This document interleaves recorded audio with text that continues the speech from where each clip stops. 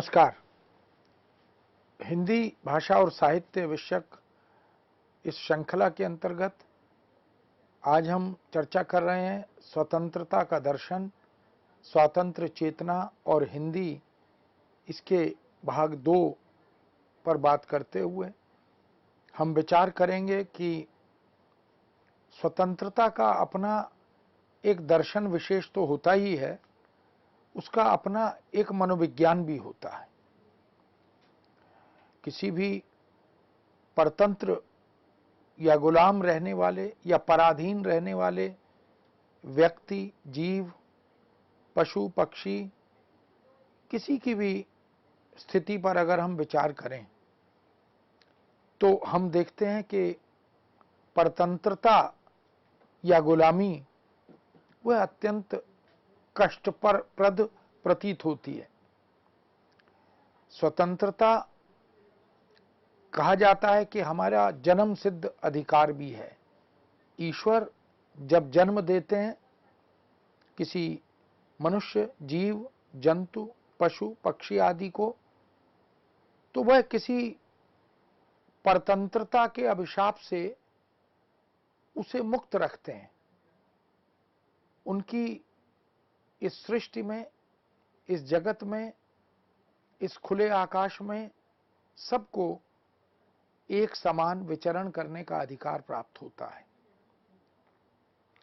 किंतु स्वतंत्रता के अर्थ वर्तमान में कुछ गलत दृष्टि से, गलत दर्शन से, जिसे हम असामाजिक कह सकते हैं, असांस्कृतिक कह सकते हैं, अपसंस्कृति का द्योतक कह सकते हैं, ऐसे स्वतंत्रता के अर्थ को अपनी सुविधा से व्याख्यायित करने की एक परंपरा चल निकली। दरअसल स्वतंत्रता अनुशासन में, नियम में, कानूनों में और संविधान में जिस तरह से व्याख्यायित है, उसी तरह से स्वतंत्रता को लिया जाना चाहिए।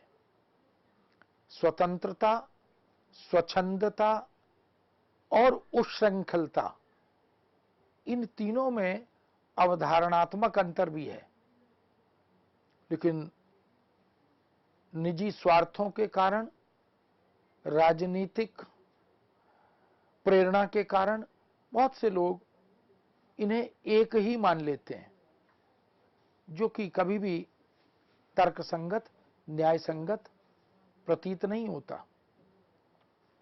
इसलिए स्वतंत्रता सद्भाव सापेक्ष होती है, समभाव सापेक्ष होती है, विधि और नियम कानून सापेक्ष होती है। स्वतंत्रता को हम सापेक्षता के परिप्रेक्ष्य में ही समझते हैं, समझना चाहिए। इसलिए स्वतंत्रता हमें व्यवस्था विरुद्ध, नियम विरुद्ध चलने की, आचरण करने की अनुमति नहीं देती। हम परहित, जनहित, सर्वहित को ध्यान में रखते हुए यदि अपनी स्वतंत्रता का आनंद लें तो वह स्वीकार्य है। किंतु यदि किसी एक की स्वतंत्रता किसी दूसरे के लिए कष्टप्रद हो, हानिकारक हो या अहितकर हो, तो वह स्वतंत्रता स्वीकार्य नहीं हो सकती।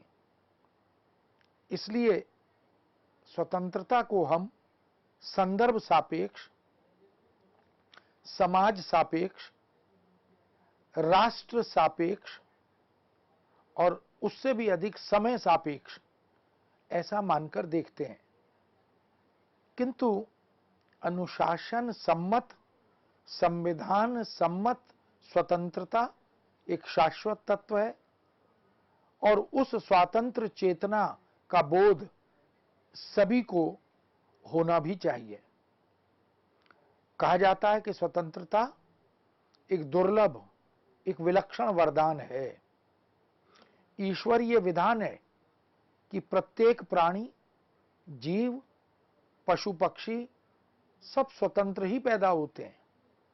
देव और अदेव दोनों के जन्मदाता ईश्वर ही है। इसलिए देवत्व को संरक्षित करना, बचाकर रखना, उसे पोषित करना, यह मनुष्य के धर्म से जुड़ा हुआ है। इसलिए स्वतंत्रता धर्म सम्मत भी है, स्वतंत्रता मूल्य सम्मत भी है। यदि मूल्यों का उल्लंघन करती है तो वह स्वतंत्रता नहीं है। यदि वह धर्म विरुद्ध आचरण के लिए प्रेरित करती है तो वह स्वतंत्रता नहीं है। इसलिए स्वतंत्रता को हम मानते हैं कि वो हमारा मनुष्य जाति का जन्मसिद्ध अधिकार है। और यूं भी किसी भी परतंत्र के मन को, परतंत्र व्यक्ति के हृदय को, उसके मनोविज्ञान को यदि हम देखें और समझें तो हम देख सकते हैं कि गुलामी, पराधीनता, परतंत्रता बेचैनी पैदा करती है, छटपटाहट को जन्म देती है, अवसाद और दुख का कारण बनती है, एक बेबसी का बोध कराती है और आक्रोश को जन्म देती है। इस परतंत्रता से व्यक्ति विवेक शून्य होने लगता है, क्रुद्ध होने लगता है, विद्रोही बनने लगता है। बंधन या गुलामी से मुक्ति के प्रयत्न उसे एक संकल्प की ओर, एक उत्कट इच्छा शक्ति की ओर ले जाने लगते हैं। जेल, कारावास, बंधन, पराधीनता, यह संसार में किसी को भी प्रिय नहीं, वांछित नहीं, अच्छा नहीं लगता। महाकवि तुलसीदास ने ध्यानाकृष्ट करते हुए इन पंक्तियों में स्वातंत्र्य बोध की मूल चेतना को व्यक्त किया। कत विधि सृजी नारी जग माही, पराधीन सपने हूं सुख नाही। तो जो पराधीन है, जो गुलाम है, जो परतंत्र है, उसे तो स्वप्न में भी सुख प्राप्त नहीं होता। इसलिए पराधीनता एक दुर्भाग्य है, एक अभिशाप है। पिंजरा, कारावास भले ही सोने और चांदी से जटित हो, सोने और चांदी से निर्मित हो, हीरे जवाहरातों से सुसज्जित हो, किंतु वह पिंजरा ही होता है। कैद कैद ही होती है, गुलामी गुलामी ही होती है। पराधीनता विवेक को भी कुंद करती है, सृजनशीलता का हनन करती है। हर युग में, हर वर्ग में, हर देश में परतंत्रता या पराधीनता निंदनीय रही है। हर परतंत्र मनुष्य या जीव प्रत्येक प्रकार से हर संभव कोशिश करता है कि वह हाथ पैर मारे, जी जान से संघर्ष करे, बंधनों को काट दे, उससे मुक्त हो जाए। इसलिए स्वतंत्रता का एक ध्येय मुक्ति भी होता है। स्वतंत्रता की सुखद शीतल बयार और स्फूर्तिदायक समीर का संस्पर्श जिस किसी वीर को, देशभक्त को, स्वतंत्रता सेनानी को या राष्ट्र प्रेमी को हो जाता है, वह फिर किसी भी कीमत पर पराधीन या परतंत्र रहना नहीं चाहता और रहता भी नहीं है। वह हर संभव प्रयत्न करता है कि गुलामी के उन बंधनों को, परतंत्रता की उन बेड़ियों को काट दे। वीरों की स्वातंत्र चेतना पर जब दृष्टि डालते हैं तो लोहे के बंधनों को, जेल की सलाखों को, कोड़ों की मार को, लाठियों के प्रहार को, गोलियों की बौछार को वह सहर्ष सहते हुए भी विद्रोह जारी रखता है। भारत की स्वतंत्रता के सुदीर्घ यात्रा और सफर को जब हम देखते हैं तो 1857 में जिसकी शुरुआत हुई, जिसका शुभारंभ हुआ, 1947 तक आते आते 90 वर्षों में क्या क्या नहीं हुआ आजादी के स्वप्न देखने या संकल्प बुनने वाले उन स्वतंत्रता सेनानियों के साथ। जलियांवाला बाग हो या स्वतंत्रता सेनानियों को राष्ट्रीय चिंतन करने वाले, समाज सुधार की प्रेरणा देने वाले हमारे ऋषि मुनियों, साधु संतों, सुभाष चंद्र बोस की बात करें, भगत सिंह की बात करें, सुखदेव की बात करें, ऐसे तमाम हमारे स्वतंत्रता सेनानी हैं जिन्होंने लाठियां सही, गोलियों की मार सही, बलिदान किए, परिवार के बच्चों के बलिदान किए, लेकिन न तो धर्म परिवर्तन किया, न देश की मिट्टी के लिए कोई समझौता किया। इस देश की आजादी के लिए सदा सर्वदा प्रस्तुत रहे, न्योछावर रहे। स्वतंत्रता की छटपटाहट एक आंदोलन को जन्म देती है, इसलिए स्वतंत्रता एक आंदोलन बनी। अस्मिता और राष्ट्रीयता का बीज वपन करती है आजादी या स्वतंत्रता। वह हमें बोध कराती है कि हमारा महत्व विलक्षण है, दुर्लभ है। ईश्वर ने हमें जिस रूप में जन्म दिया, उस रूप की रक्षा करते हुए उस पृथ्वी की रक्षा, उस धरती की रक्षा, उस देश की सीमाओं की रक्षा, ये हमारा नैतिक धर्म भी बन जाता है। स्वतंत्रता, स्वदेश, स्वभाषा, स्वदेशी के प्रति समर्पण, यह संकल्प प्रदान करती है। भारतेंदु ने इसीलिए कहा था, निज भाषा उन्नति अहे, सब उन्नति को मूल, बिन निज भाषा ज्ञान के मिटत नहीं है को सूल। स्वतंत्रता ही स्वराज, स्वशासन और स्वबंधन को जन्म देती है। स्वतंत्रता के सहचर पक्षियों की कलरव ध्वनियां, झरनों की संगीत भरी स्वर लहरियां और नदियों की अटकेलियां इस बात की साक्षी हैं, इस बात के प्रमाण हैं, स्वदेशी संगीत के, स्वराज की अभिलाषा के, क्योंकि यह निर्बाध अग्रसर होते रहना चाहते हैं। कोई अवरोध, कोई बाधा इनके गति या विकास में आती है तो इनकी वह स्वर लहरियां अवरुद्ध होती हैं, इनका वह सौंदर्य खंडित होता है। बद्रीनाथ भट्ट की कविता राष्ट्रीय वीणा, इसके अंतर्गत स्वतंत्रता के दर्शन को बहुत स्पष्ट रूप से उद्घाटित किया गया। वो लिखते हैं, हे स्वतंत्रे तज सकता है तुझको भला कहां वह वीर, एक बार लग चुकी जिसे है तेरी शीतल सुखद समीर। हवा लात लोहे के फाटक क्या कर सकते तुझको बंद, या तेरे उज्जवल प्रभाव को कर सकते हैं कोड़े मंद।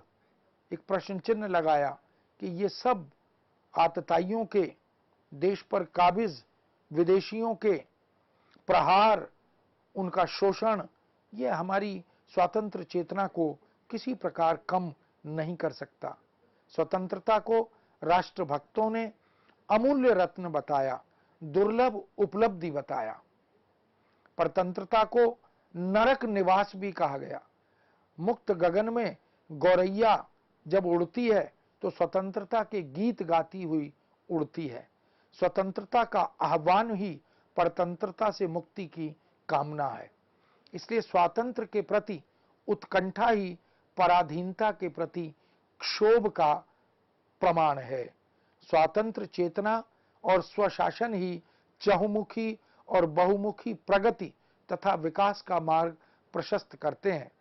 रामनरेश त्रिपाठी ने पथिक हो, मिलन हो, अपनी अनेक ऐसी रचनाओं में उन्होंने आजादी के बोध से अवगत कराया। वो लिखते भी हैं, अपना शासन ही प्रगति और सुख की सर्वोच्च उपलब्धि है। मिलन में तो रामनरेश त्रिपाठी यह संदेश ही देते हैं कि देकर देशभक्ति की शिक्षा, करके सुदृढ़ विचार, करिएगा स्वदेश सेवा के लिए इसे तैयार, हो यह बड़ा इसे कहिएगा मेरा यह संदेश, स्वतंत्रता ही है बस तेरे जीवन का उद्देश्य।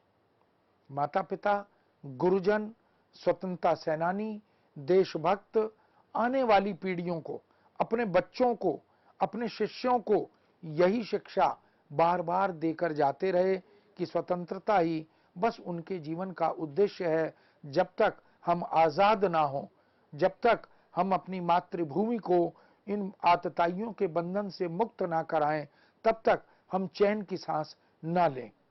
स्वतंत्रता को एक उपलब्धि बताया गया। माखनलाल चतुर्वेदी इस उपलब्धि का हर्षोल्लास व्यक्त करते हुए कहते हैं, मुक्त गगन है, मुक्त पवन है, मुक्त सांस गर्वीली, लांग 7 लंबी सदियों को हुई श्रृंखला ढीली, उठ रण राते ओ बल खाते, विजयी भारत वर्ष, नक्षत्रों पर बैठे पूर्वज माप रहे उत्कर्ष। अब ये जो उद्घोष है, यह जो उद्बोधन है, ये वास्तव में जागरण गीत की तरह हमारे युवाओं के पास, हमारे राष्ट्र नायकों के पास पहुंचता है। स्वाधीनता, स्वतंत्रता अत्यंत मूल्यवान धरोहर है और इसके शाश्वत संरक्षण की प्रेरणा ही आजादी की अमर ज्योति को सदा प्रज्वलित रखती है, इसकी लौ को मंद नहीं होने देती। अपने प्राणों के स्नेह से इसे सदा उद्दीप्त रखना चाहती है। तभी तो सोहनलाल द्विवेदी जैसे राष्ट्रभक्त कवि, हिंदी के सशक्त कवि यह लिखते भी हैं, इस स्वतंत्र अमर ज्योति की ज्वाला मंद न हो, प्राणों का स्नेह बढ़ाने की यह धारा बंद न हो, है अभी अभी कल से उजियाली छाई आंगन में, है अभी अभी कल से खुशहाली आई तनमन में। अतः स्वतंत्रता के दर्शन में जब हम तत्वों की खोज करते हैं, स्वतंत्रता के दर्शन के मनोविज्ञान को जब हम देखने का प्रयत्न करते हैं, तो हम पाते हैं कि स्वतंत्रता देशभक्ति भी है, स्वतंत्रता मातृभूमि के प्रति अनुराग भी है, परमपिता परमात्मा के प्रति आस्था और भक्ति भी है, वंदे भारत वंदे मातरम की पावन भावना भी है, प्रभु के प्रति उपालंब भी है, स्वराज स्वभाषा स्वदेशी की ललक भी है, मातृवंदना भी है, स्वदेश का गौरव गान भी है और सत्य के प्रति आग्रह भी है, असहयोग आंदोलन का संपुट भी है, देशवासियों का उद्बोधन और आह्वान भी है, शहीदों के प्रति कृतज्ञता भी है, अमर राष्ट्र की परिकल्पना भी है, विप्लव गायन भी है, जागरण का उद्घोष भी है, वीरों स्वतंत्रता सेनानियों का पुण्य स्मरण भी है, राष्ट्र प्रहरी हिमालय की वंदना एवं स्तुति भी है।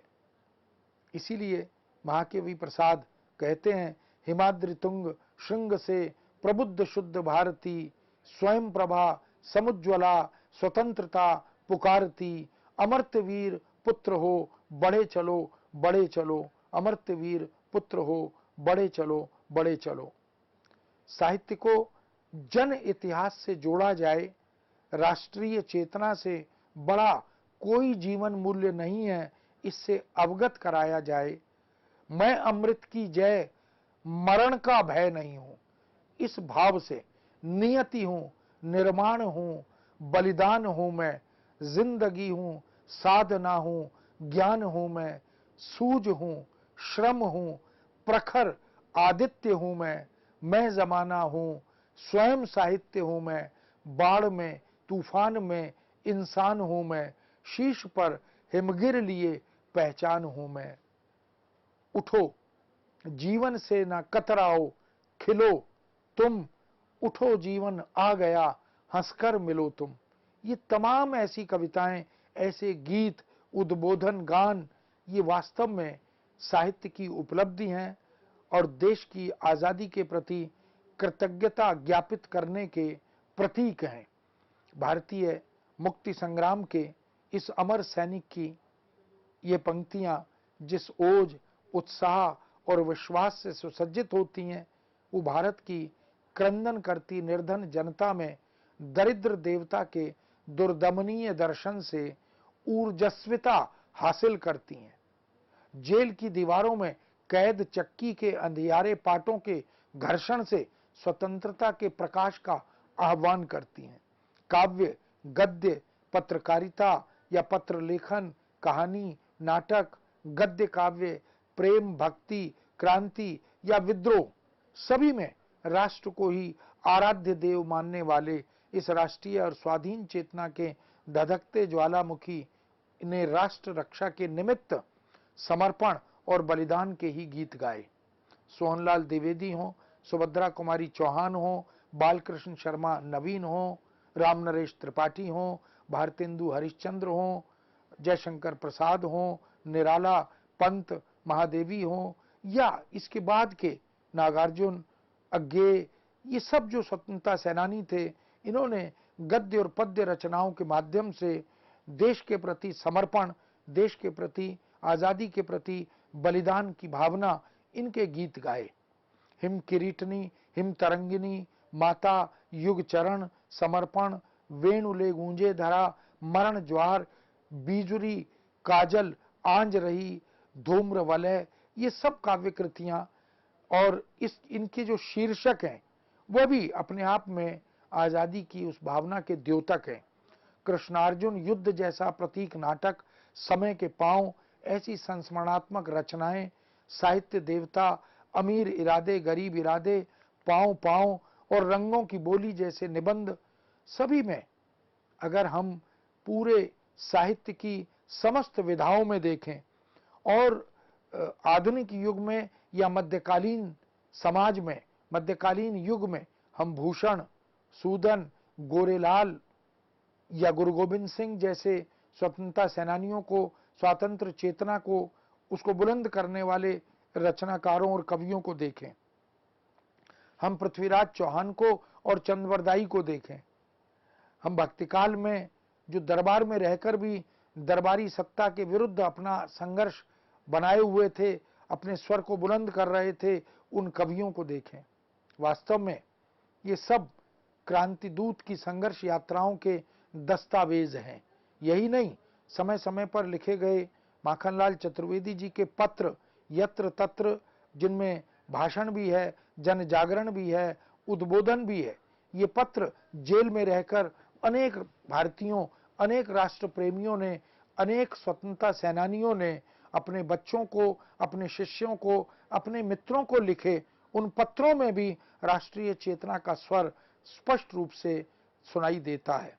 कर्मवीर नामक पत्रिका के माध्यम से भी अमर राष्ट्र, उदंड राष्ट्र और उन्मुक्त राष्ट्र के निर्माण की आकांक्षा करते हुए कवियों ने विद्रोही स्वर बुलंद किए।